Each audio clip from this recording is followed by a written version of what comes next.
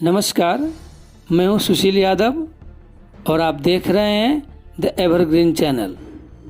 आज का हमारा विषय है 10 दिशाओं और 10 दिक्पाल का मतलब क्या होता है।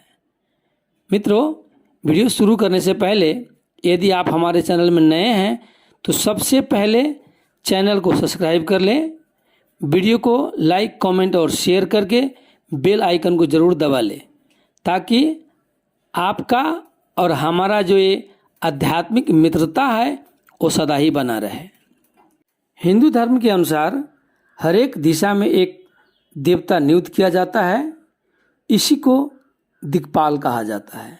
दिक्पाल अर्थात दिशा का पालनहार, दिशा का रक्षा करने वाला। हर इंसान जब अपने घर से निकलना चाहता है तो अपना कदम आगे बढ़ाता है और हर कदम बढ़ाने के लिए एक दिशा चाहिए। बिना दिशा के हम सब दिशा विहीन हो जाते हैं। हवाओं को भी हवा के दिशा के अनुसार ही नाम दिया जाता है। इसीलिए पूर्वी हवा, पश्चिमी हवा, उत्तरी हवा और दक्षिणी हवा कहा गया है। हर दिशाओं में दिशा अनुसार के हमारे हिंदू धर्म और शास्त्र के अनुसार 10 दिशाएं हैं और हर एक दिशा का एक देवता है। हर एक दिशा में दिशा अनुसार के देवता का वास स्थान होता है। अतः मैं आप सभी को दिशा के देवता और इसके कार्य के बारे में तस्वीर के आधार पर दिखाना चाहता हूँ। इसी तस्वीर के द्वारा मैं आपको 10 दिशाओं और 10 दिक्पाल का मैं अर्थ बता रहा हूँ। आप ये देख रहे हैं, ये पूरी तस्वीर है। इसमें आप देख रहे हैं कि उत्तर दिशा है, ये पूर्व दिशा है, ये दक्षिण दिशा है और ये पश्चिम दिशा है। तो मित्रों, मैं आपको ये बता दूं कि ये उत्तर दिशा है। उत्तर दिशा को देवता कुबेर को माना जाता है। इन्हें धन का भी देवता कहा जाता है। और जब कुबेर महाराज खुश होते हैं तो हमारे घर में हमारा जो आर्थिक अवस्था है वो बहुत अच्छा हो जाता है। हमारे जो वैवाहिक जीवन है वो भी अच्छा रहता है और हमारे स्वास्थ्य भी बहुत अच्छा रहता है। इसी तरह ये पूर्व दिशा है। पूर्व दिशा के देवता को इंद्र को माना जाता है। आम रूप में पूर्व दिशा के स्वामी सूर्य देव को ही माना गया है, परंतु वास्तुशास्त्र के अनुसार पर पूर्व दिशा के प्रतिनिधि के रूप में इंद्रदेव को ही माना जाता है। और जब इंद्रदेव हम पर खुश हो जाते हैं तो हमारे घर में सुख, संतोष, आत्मविश्वास बढ़ता है। अतः हमें हर संभव इंद्रदेव को खुश करके रखना चाहिए। इसी तरह ये दक्षिण का दिशा है और इसे पितृ का दिशा भी कहा जाता है। इसी के साथ इस दिशा का देवता यमराज को माना जाता है। और यमराज, हम सब जानते हैं कि यमराज हमें मृत्यु प्रदान करते हैं। इसके साथ इनको धर्मराज के नाम से भी जाना जाता है। अर्थात धर्मराज जब खुश हो जाते हैं तो हमारे घर में धन धान्य की कोई कमी नहीं रह जाती। हमें हर काम में सफलता मिलने लगता है। हम बहुत खुश रहते हैं और हमारे मन में शांति भी होने लगता है। इसी तरह यह है पश्चिम दिशा। और पश्चिम दिशा के मुख्य देवता के रूप में वरुण देव को माना गया है।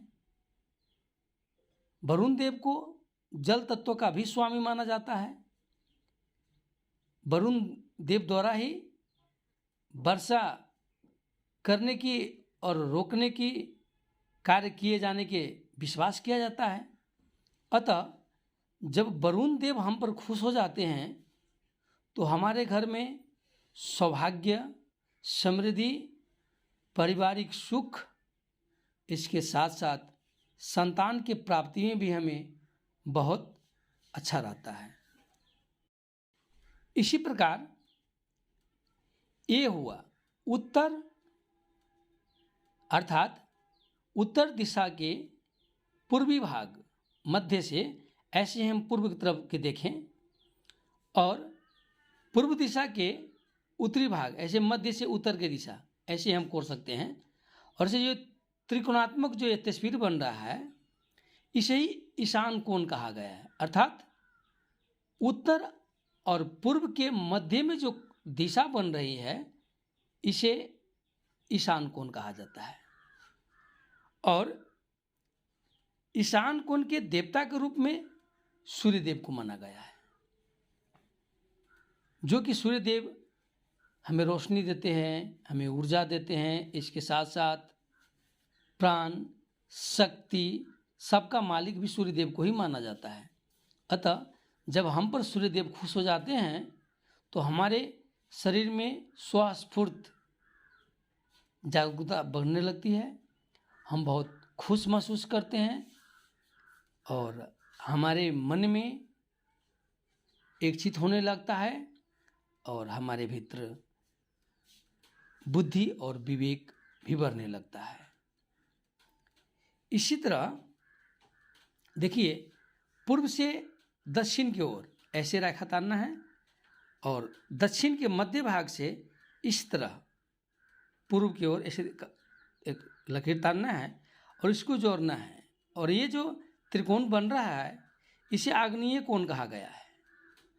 और शास्त्रों के अनुसार आग्नेय कोण के देवता के रूप में अग्निदेव को माना जाता है। और अग्निदेव यदि हम पर खुश हैं तो ये समझ लीजिए कि हमारे घर में सदा ही सुख और समृद्धि बना रहेगा, क्योंकि सबसे पहले इंसान को जिसका स्वास्थ्य ठीक है वही सुखी और खुशी महसूस करता है। जब अग्निदेव हम पर खुश हो जाते हैं तो हमारे पाचन शक्ति सदैव अच्छा रहता है, धन और संपत्ति में हमारे कोई कमी नहीं आता है और हमें सुख और स्वास्थ्य प्राप्ति होता है। इसी तरह दक्षिण के मध्य से ऐसे लकीर तानिए है और पश्चिम दिशा के मध्य से एक ऐसे लकीर तानिए और ये दोनों को जोड़ दीजिए। ये त्रिकोण जो बन रहा है इसे नैऋत्य कोण कहा गया है। और नैऋत्य कोण का जो देवता होता है उसे नैऋत्य देव अर्थात नृत्य भी कहा जाता है, जो दैत्य का स्वामी माना जाता है। और जब नैऋत्य देव हम पर खुश हो जाते हैं तो हमारे भीतर का जो हमारा आत्मशक्ति है वो बढ़ने लगता है, हमारे अपने आप पर जो हमारा आत्मविश्वास है वो बढ़ने लगता है। हमारे घर में जो हमारा पारिवारिक जो सुमधुर संबंध है वो भी बढ़ने लगता है।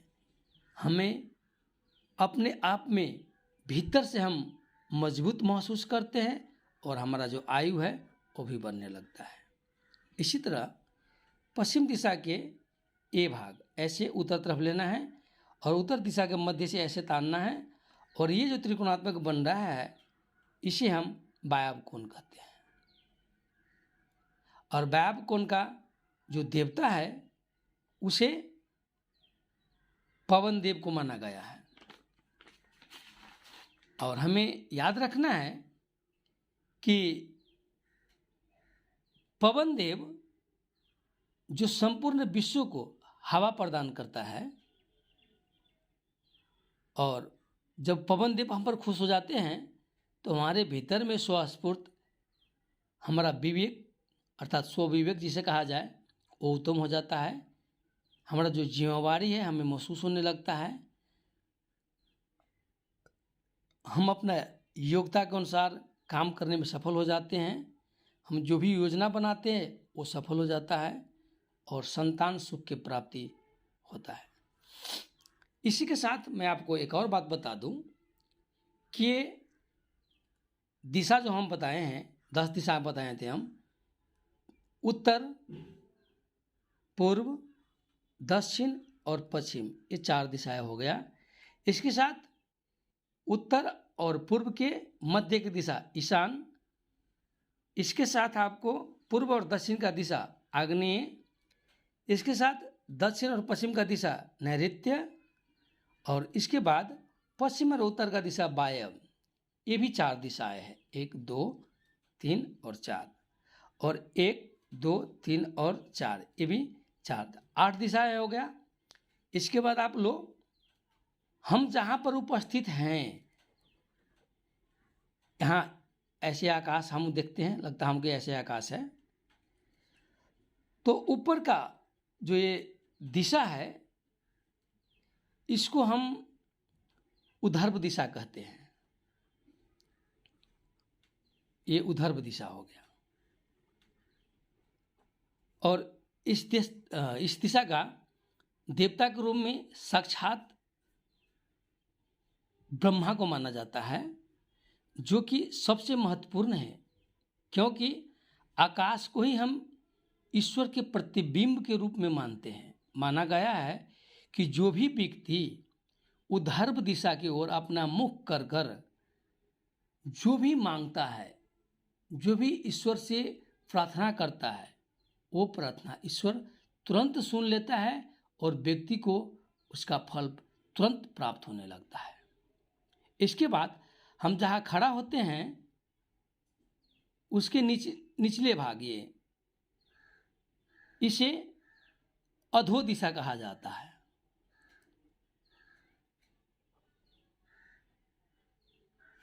और अधो दिशा के देवता के रूप में आपको शेषनाग को माना गया है। शेषनाग को माना गया है। और इसी दिशा को अनंत दिशा भी कहा जाता है। ये दिशा खास कर हमें जब हम घर निर्माण करते हैं तो हमें इस पर बहुत ज़्यादा ध्यान देना पड़ता है। अतः मित्रों, आज इतना ही। तो अगले वीडियो में मैं और भी ऐसे ही आध्यात्मिक और वास्तुगत विषय लेकर आऊँगा। तब तक के लिए नमस्कार, धन्यवाद।